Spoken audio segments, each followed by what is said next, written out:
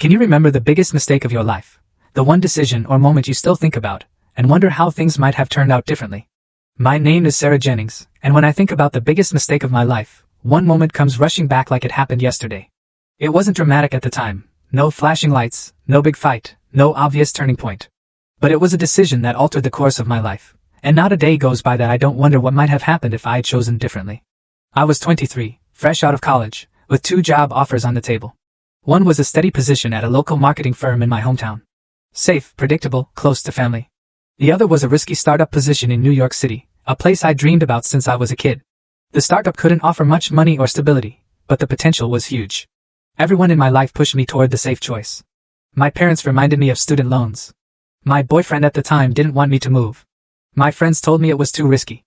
And deep down, I was scared too, scared of failing, of being broke, of proving everyone right. So I said no to New York, packed my bags, and moved back home. At first, it didn't feel like a mistake. I settled into a routine, paid my bills, and convinced myself stability was better than chasing something uncertain. But over time, I started to feel restless. I'd see people my age building careers in big cities, traveling, taking risks, and I'd catch myself wondering, what if?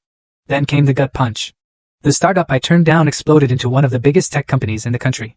People who joined at the same time I could have were now executives, millionaires, leaders in their field. I was still sitting in the same cubicle, working the same campaigns, barely moving forward. That's when it hit me. My biggest mistake wasn't just turning down that job.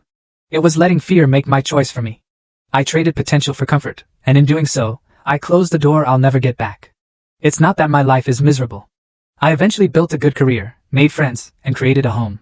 But there's a version of me out there in some parallel world who took that leap, who didn't listen to the fear, and I'll always wonder who she became. The hardest part is knowing that the mistake wasn't about luck, it was about courage. And I lacked it when it mattered most. But here's what I've learned: you can't rewrite the past, but you can choose differently in the future.